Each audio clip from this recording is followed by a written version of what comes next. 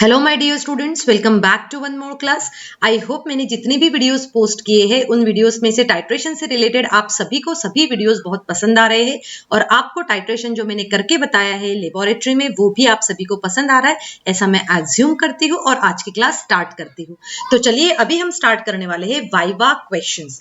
अब देखिए ये जो वाइवा क्वेश्चंस जो हम स्टार्ट करने वाले हैं, तो बेटा मैं यहाँ पर आपको बता देती हूँ कि कौन कौन से वाइवा क्वेश्चंस आपसे पूछे जा सकते हैं, राइट। तो जैसे देखो, सबसे पहले जब हम टाइट्रेशन की बात करते हैं, टाइट्रेशन क्या है, हमारा one of the very important experiment होता है और कॉमन होता है सबके लिए, ठीक है। तो अभी हम जो देखने वाले हैं सभी क्वेश्चंस वो देखेंगे हम टाइट्रेशन के लिए, ठीक है। सो देखिए सबसे पहले तो हम देखेंगे कि ये जो हम टाइट्रेशन करने वाले हैं, तो सबसे पहले आपसे एक्सटर्नल ये पूछते हैं कि what is the type of titration. देखिए जनरली इन्हीं क्वेश्चंस में से क्वेश्चंस आते हैं बेटा, आप सभी को इनको ध्यान से पढ़ के जाना है प्रैक्टिकल्स के लिए। तो टाइप ऑफ टाइट्रेशन कौन सा होता है, ये जो हम टाइट्रेशन परफॉर्म करने वाले हैं इसको हम रेडॉक्स टाइट्रेशन कहते हैं। क्या कहते हैं हम इसको? Redox titration. या तो आप इसको रेडॉक्स टाइट्रेशन कह सकते हैं या फिर हम इसको पर मैग्नोमेट्री टाइट्रेशन कहते हैं। क्या कहते हैं हम इनको? पर मैग्नोमेट्री टाइट्रेशन, ठीक है। पर मैग्नोमेट्री टाइट्रेशन मतलब क्या होता है? पर मैग्नोमेट्री टाइट्रेशन मतलब ऐसा टाइट्रेशन होता है जिसमें केमेनोफोर यूज्ड होता है एज अ ऑक्सीडाइजिंग एजेंट। देखो ध्यान से देखो, अगर आप ऐसे वर्ड एक्सटर्नल के सामने बताते हैं तो वो डेफिनेटली खुश हो जाएंगे और उनको लगेगा कि नहीं आपने अच्छे से पढ़ाई की है और you will get the good marks, ठीक है। तो पहला तो क्वेश्चन हमारा ये हो गया कि भाई कौन से टाइप का टाइट्रेशन करते हैं हम, तो ये हम जो करते हैं वो होता है हमारा रेडॉक्स टाइट्रेशन, ठीक है। अब हम देखेंगे कि इस वाले टाइट्रेशन में कौन कौन से ऑक्सीडाइजिंग एजेंट होते हैं, कौन कौन से रिड्यूसिंग एजेंट होते हैं, ये हमें पता होना चाहिए। तो ठीक है, तो यहाँ पर जो टाइट्रेशन करते हैं इसमें हमारा ऑक्सीडाइजिंग एजेंट, जैसे मैंने अभी आपको समझाया था, तो ये होता है ऑक्सीडाइजिंग एजेंट जो है ये होता है हमारा KMnO4 और इसीलिए हम इसको परमैग्नोमेट्री टाइट्रेशन भी कहते हैं। साथ में ही हमें रिड्यूसिंग एजेंट भी पता होना चाहिए कि टाइट्रेशन का रिड्यूसिंग एजेंट क्या है, और टाइट्रेशन का रिड्यूसिंग एजेंट जो है वो है मोहर्स सॉल्ट। बेटा मोहर्स सॉल्ट का फॉर्मूला तो सबको रट ही लेना है, वैसे काफी इजी फॉर्मूला है और फॉर्मूला है FeSO4। देखो इस तरीके से ब्रेक ब्रेक में अगर आप उसको कट करके अगर मेमोराइज करेंगे तो काफी इजी हो जाएगा। जैसे मैंने आपको बताया ये क्या है, FeSO4 है, यहाँ पर एक ऐसा डॉट लगता है और उसके बाद में NH4 और फिर हम यहाँ लिखते हैं 2SO4 और फिर डॉट 6H2O। ये 6H2O जो है वो है वाटर ऑफ क्रिस्टलाइजेशन। क्लियर हुआ? तो ये है हमारा फॉर्मूला ऑफ मोहर सॉल्ट। बेटा एक और चीज हमें पता होना चाहिए कि ये जो मोहर सॉल्ट जो है हमारे पास में, इसको डबल सॉल्ट भी कहते हैं। और डबल सॉल्ट क्यों कहते हैं इसको, ये भी हमें पता होना चाहिए कि ये क्या है, एक it is a double salt. Double salt इसको हम क्यों कहते हैं? क्योंकि जब हम इसको डिसॉल्व करते हैं, मतलब हम कहेंगे when it dissolves in water, जब ये वाटर में डिसॉल्व होता है, इट फर्निशेस आयन। जैसे क्या करेगा, ये आयन फर्निश करेगा, और वो ऐसा ही नहीं कि सिर्फ आयन फर्निश करेगा, वो क्या देंगे, उसका टेस्ट भी देंगे। जैसे कि अगर हमने सल्फेट, यहाँ पर देख सकते हैं हम कि ये मोहर सॉल्ट में आयरन के आयन्स है, सल्फेट के आयन्स है, अमोनियम के है, फिर सल्फेट के, तो ये सभी अमोनियम के सल्फेट के टेस्ट भी देंगे, तो इसीलिए मोहर सॉल्ट। और ये बेटा आपके थ्योरी में भी है, तो इसीलिए आपको थोड़ा सा पता होना चाहिए कि मोहर सॉल्ट डबल सॉल्ट है या फिर नहीं है, ये भी क्वेश्चन आपसे पूछा जा सकता है। अब देखते हैं हम कि इस टाइट्रेशन में हम कोई भी एक्सटर्नल इंडिकेटर यूज नहीं करते, तो हम सिंपली कहेंगे कि no external indicator is used, no external indicator is used। कोई भी एक्सटर्नल इंडिकेटर इसमें यूज नहीं होता है। ऐसा क्यों होता है? अगर कोई भी एक्सटर्नल इंडिकेटर नहीं यूज होता है तो फिर क्या होता है इस टाइट्रेशन में? तो हम सिंपली कहेंगे कि इस टाइट्रेशन में क्या होता है कि जो केमेनोफोर होता है ना, केमेनोफोर होता है, वही क्या करता है, इट इज एक्टिंग लाइक और इटसेल्फ, हम कहेंगे इटसेल्फ acts as अ सेल्फ इंडिकेटर, वो खुद ही एक सेल्फ इंडिकेटर शो करता है। ऐसा क्यों होता है बेटा? देखो ये भी हमें समझना जरूरी है कि सेल्फ इंडिकेटर के क्यों होता है। जैसे कि हमें पता है कि इसका क्या होता है, लाइट पिंक कलर हम कहते हैं एंड पॉइंट जो होता है हमारे टाइट्रेशन का, वो होता है लाइट पिंक कलर। तो लाइट पिंक कलर कब आता है, ये अपीयर होता है हमें एट द एंड पॉइंट। तो हमें पता चल जाता है कि अब रिएक्शन जो है वो कंप्लीट हो चुकी है। और ये देखो, तो हमने क्या कहा, why K M N O four acting as a self indicator, हम कहेंगे कि light pink colour appears at the end point, due to the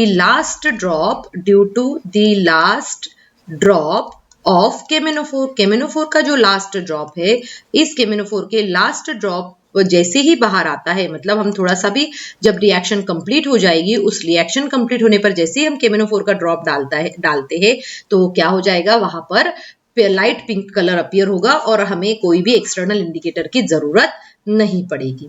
ठीक है, अब और देखिए इसमें से और हमें ऐसी कौन सी चीजें हैं जो आपको याद रखना है, आपसे एक्सटर्नल पूछ सकते हैं। वो होता है मॉलिक्यूलर मास। तो हम क्या कहेंगे कि जो मॉलिक्यूलर मास जो है, molecular mass of Mohr's salt कितना होता है, ये आपको क्लियरली पता होना चाहिए, कैलकुलेट नहीं करना, आप इसको सिंपली मेमोराइज कर लीजिए, और वो है 392U। ठीक है, साथ में ही हम ये भी मेमोराइज कर लेंगे कि मॉलिक्यूलर मास ऑफ केमिनोफोर, क्या कहेंगे हम, मॉलिक्यूलर मास ऑफ केमिनोफोर कितना होता है, मॉलिक्यूलर मास ऑफ केमिनोफोर ये होता है 158U। ठीक है, अब देखो बहुत बार आपसे ये क्वेश्चन पूछा जाता है ना, ये बहुत ही अच्छा क्वेश्चन है। जब आप एक्सटर्नल को इस क्वेश्चन का आंसर दे देते हैं ना बेटा, तो वो बहुत ही खुश हो जाते हैं और मुझे सब तो लगता है आपको अच्छे मार्क्स देकर जाएंगे। वो होता है कि जो केमिनोफोर जो है उसका पिंक कलर जो है, पिंक कलर वो किस वजह से होता है, तो हम सिंपली कहेंगे कि पिंक कलर ऑफ केमिनोफोर, जो केमिनोफोर का डार्क पिंक कलर जो आप देखते हो, ये क्यों होता है। ये बहुत ही इंपॉर्टेंट क्वेश्चन है, बहुत सारे बच्चों को नहीं पता रहता है बेटा, और अगर आप इस क्वेश्चन को आंसर दे देते हैं तो आई होप एक्सटर्नल देखिएगा बेटा कि कितना ज्यादा खुश हो जाएंगे आपसे। ठीक है, तो क्या है इसके पीछे का आंसर, चलिए देख लेते हैं। अब सबसे पहले तो देखो ये हमारे पास में है KMnO4। अब केमिनोफोर जो है इसमें ऑक्सीडेशन स्टेट जो है ना, ऑक्सीडेशन स्टेट ऑफ Mn है ना, आप जब कैलकुलेट करोगे तो देखो K की +1 है, इसकी मान के चलिए X, ऑक्सीजन की होती है -2 × 4, और यहाँ पर कोई चार्ज नहीं है इसीलिए आ जाएगा 0। ठीक है, फिर आप जब इसको और सॉल्व करोगे तो देखो यहाँ पर कितना आएगा, Mn के लिए मैंने क्या यूज किया था, X, तो x की वैल्यू कितनी आ गई, देखो कैलकुलेट करोगे तो x की वैल्यू आ जाती है +7। अब जब +7 Mn की, तो ऑक्सीडेशन नंबर ऑफ Mn कितना हो गया है, +7। आप इसका जब इलेक्ट्रॉनिक कॉन्फ़िगरेशन लिखते हो तो Mn का एटॉमिक नंबर कितना होता है, 25, मतलब ये हो गया 18, और ये हो गया है 20, और ये हो गया है आपका 25। ठीक है, अब क्या होता है, अगर Mn +7 में है, अगर Mn +7 में है, इट मीन्स यहाँ पर तो सिर्फ इतना ही कॉन्फ़िगरेशन बचेगा। ठीक है ना, तो अगर इतना ही कॉन्फ़िगरेशन बचता है तो फिर हम क्या कहेंगे, किस वजह से है, तो आपको ये याद रखना है, बहुत ही कॉन्सेप्चुअल क्वेश्चन है बेटा, कि नो अनपेयर्ड इलेक्ट्रॉन्स, वहां पर कोई भी अनपेयर्ड इलेक्ट्रॉन्स प्रेजेंट नहीं है, तो हम कहेंगे no unpaired electrons are present, no unpaired electron भी कह सकते हो, इज प्रेजेंट इन Mn +7। ठीक है, Mn +7 में कोई भी अनपेयर्ड इलेक्ट्रॉन नहीं है। तो फिर क्वेश्चन आता है, then how it's dark purple और pink colour, then how it is having colour, क्योंकि हमने कोऑर्डिनेशन कंपाउंड्स में हम पढ़ते हैं कि डी ट्रांजिशन की वजह से कलर होता है। तो बेटा ये थोड़ा सा डिफरेंट है, तो आप ध्यान से सुनिए, ध्यान से समझिए, एक बड़ा सा स्टार देकर समझा रही हूँ। The colour is due to, हम कहेंगे the colour is due to charge transfer. ये कलर किसकी वजह से होता है, colour is due to charge transfer, जो चार्ज ट्रांसफर जो हो रहा है इसकी वजह से वहां पर कलर है। ठीक है, अब देखो चार्ज ट्रांसफर किस तरीके से होता है वो भी मैं आपको समझाती हूँ। जैसे कि आप मान के चलिए ये mn है, यहाँ पर हमने इस तरीके से किया, ये इधर हो गया है, ये यहाँ पर, और फिर यहाँ पर देखो ये। ठीक, इस तरीके से इसका स्ट्रक्चर बनेगा। KMnO4 मतलब हमने क्या किया, MnO4 नेगेटिव का स्ट्रक्चर बना लिया, तो ये होता है। अब इसके पास तो क्या है, वैकेंट ऑर्बिटल है। क्या है इसके पास में, वैकेंट d ऑर्बिटल है, वैकेंट d ऑर्बिटल है यहाँ पर। और ये अब ये वैकेंट d ऑर्बिटल है। अब होता क्या है कि जो यहाँ पर जो चार्ज है वो ट्रांसफर होते रहता है। क्या होते रहता है, चार्ज ट्रांसफर होते रहता है, और इसीलिए जैसे ही यहाँ पर चार्ज ट्रांसफर होता है Mn से O के ऊपर और O से Mn के ऊपर, वहां पर क्या होता है, वहां पर कलर अपीयर होता है। तो ये बहुत ही मेन क्वेश्चन है। आई होप आप सभी को ये समझ में आया है और आप इसको अच्छे से पढ़कर जाएंगे जब भी एग्जाम के लिए जाएंगे बेटा। ठीक है, सो यहाँ पर हमें पता होना चाहिए कि colour of KMnO4 is not due to transition. वहां पर कोई भी डी ट्रांजिशन की वजह से ये कलर नहीं होता है। This colour is due to हम कहेंगे चार्ज ट्रांसफर। ठीक है, इसके अलावा भी हम कुछ क्वेश्चंस डिस्कस कर लेते हैं यहाँ पे। और तो बेटा बीच बीच में आप मुझे जरूर बताइएगा कि अगर आपको कोई क्वेश्चन समझ में नहीं आ रहा है या फिर आपको कुछ डाउट है तो आप कमेंट सेक्शन में लिखिए। I will definitely clear your all doubts. अभी इसी के बाद में जैसे कि हमने यहाँ पर एक कुछ और वाइवा क्वेश्चंस जो होते हैं वो मैं आपको यहाँ पर समझाती हूँ। उन वाइवा क्वेश्चंस में जैसे कि अब हमें पता है स्टैंडर्ड सॉल्यूशन के बारे में, है ना।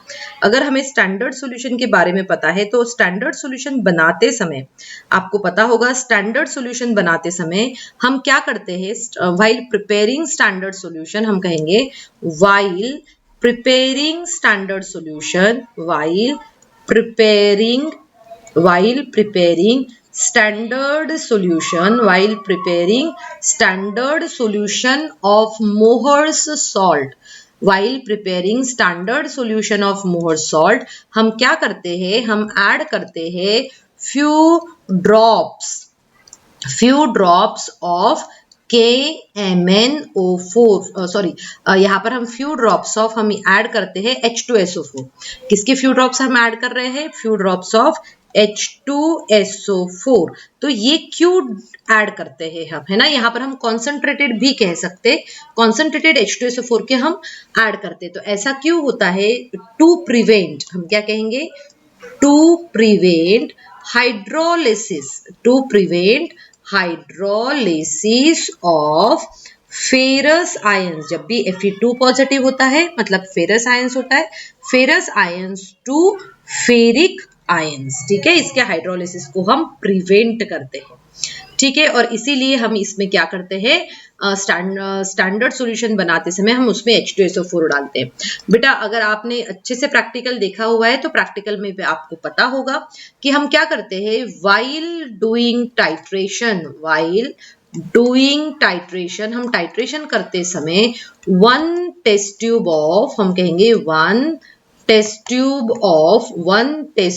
ऑफ 4N H2SO4, ये आपके लेबोरेटरी में बना रहता है। बहुत सारे बच्चों के कमेंट सेक्शन में मैंने ये देखा कि उनका कहना है कि मैम अगर 4N H2SO4 नहीं है तब हम क्या करें, हम क्या जो है डाइल्यूट H2SO4 ऐड कर सकते हैं। बेटा देखो वैसे तो हमें सिर्फ उसको एसिडिक मीडियम प्रोवाइड करना है। आपके टीचर और आपके लैब में जो भी अटेंडेंट होंगे वो आपके लिए 4N H2SO4 बना के रख देंगे। ये बहुत मैंडेटरी होता है, अगर नहीं बनाया तो फिर आप डाइल्यूट H2SO4 यूज कर सकते हैं। What is the reason behind to use one test tube of 4N H2SO4, तो हम कहेंगे टू प्रोवाइड एसिडिक मीडियम। तो हम क्या कर रहे हैं, टू प्रोवाइड एसिडिक मीडियम, हम इनको एसिडिक मीडियम प्रोवाइड कर रहे हैं। तो हमने क्या कहा, टू प्रोवाइड एसिडिक मीडियम हम इनको एसिडिक मीडियम प्रोवाइड कर रहे हैं। किसको, to provide acidic medium to KMnO4। ऐसा क्यों, because in acidic medium it releases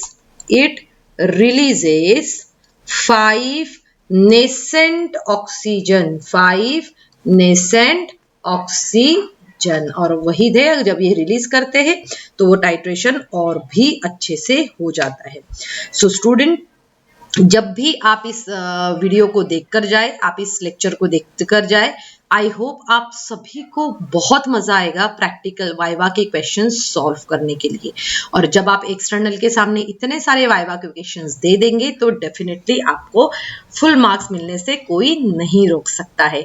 so student, मुझे कमेंट सेक्शन में लिखिए बेटा कि क्या मेरे वीडियोस आपको पसंद आते हैं या नहीं, और अगर आप मेरे चैनल पे न्यू हैं तो मेरे चैनल को सब्सक्राइब करना नहीं भूलना है, और अपने उन सभी फ्रेंड्स के साथ में शेयर करना इस वीडियो को जिन लोगों को इसकी बहुत ज्यादा जरूरत है। Thank you students and have a good day ahead.